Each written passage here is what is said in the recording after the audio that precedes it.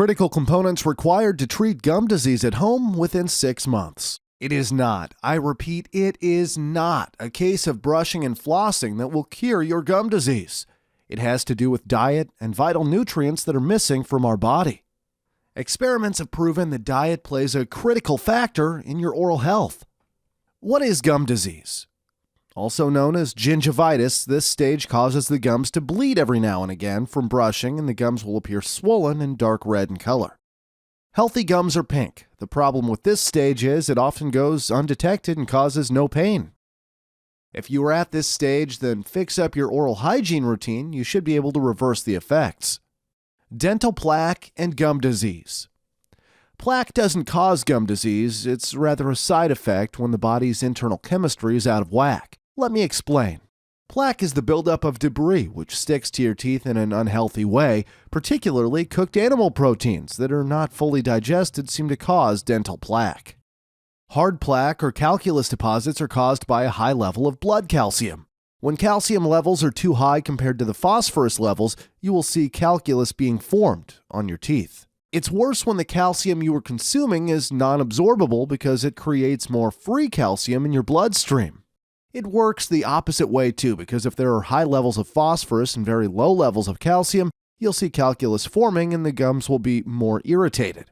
So you can see that when the body's internal chemistry is out of whack due to a faulty diet, excess sugar, environmental stresses, and toxins, problems will start to arise. Vitamins A and D are key components in tackling gum disease. Dr. Page studied the relationship between blood calcium and phosphorus and found that when both were in equilibrium, there was no sign of gingivitis. Vitamin D is important because it can lower the blood phosphorus levels and raise the calcium levels, which can help bring about balance. A deficiency in this vitamin causes problems with the hard areas under the gums, such as the alveolar bone, which comprises the tooth socket. Vitamin A. This vitamin is implicated in the proper functioning of the immune system, which helps keep the body's defense system strong against a variety of diseases. It's also been studied in regards to oral health and was found to be helpful in controlling the process and development of gum tissues. It does this by stimulating certain growth factors. Vitamin C is also important. A study was carried out on guinea pigs who were given a diet deficient in vitamin C. This produced scurvy and eventually signs of gum disease were seen. Their teeth became elongated from the receding gums, which became red and spongy. We know this study was done just on guinea pigs, but there have been successful human cases where an addition of vitamin C supplementation helped resolve gum disease. Use the blotting technique.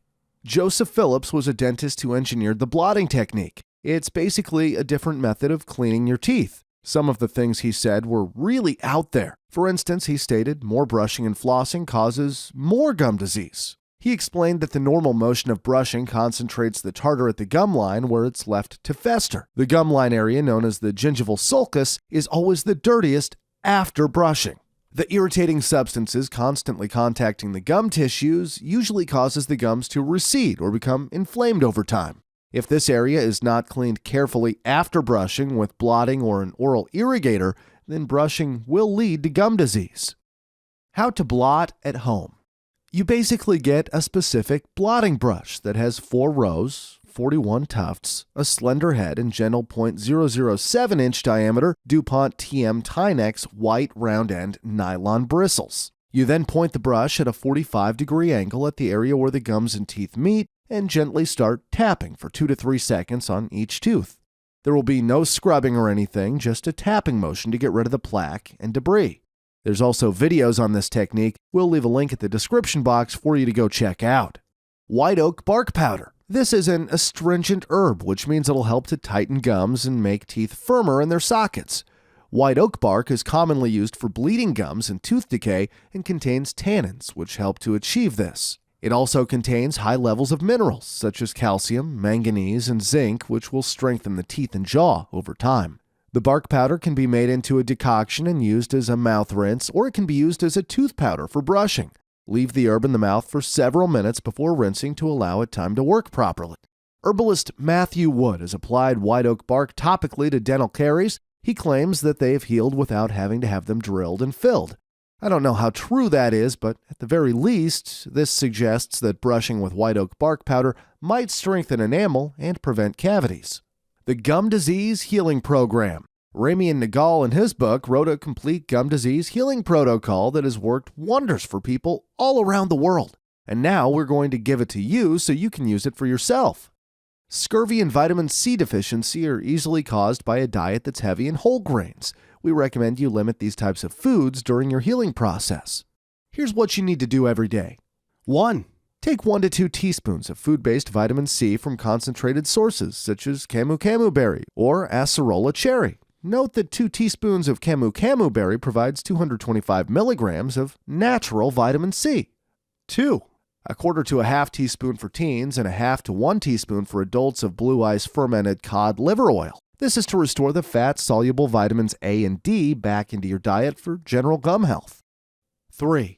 Consume raw milk daily, or alternatively, make a stew from meat such as beef or lamb. 4. Avoid whole grains unless freshly ground, soured, and appropriately sifted to remove the bran and germ. 5. Use the blotting technique, or an oral irrigator with warm water and sea salt twice per day. 6. Use white oak bark powder as a mouth rinse or as a toothpaste to further clean your teeth and gums. 7. Check if you have mercury poisoning from amalgam fillings and consider replacing them. 8. Eat iron-containing foods, as well as foods that enhance iron absorption, such as beef, lamb, liver, clams, or leafy green vegetables. 9. Avoid mouthwashes that are antibacterial and contain chemicals. We don't want to kill the good bacteria. 10. Avoid normal toothbrushing that irritates your gums.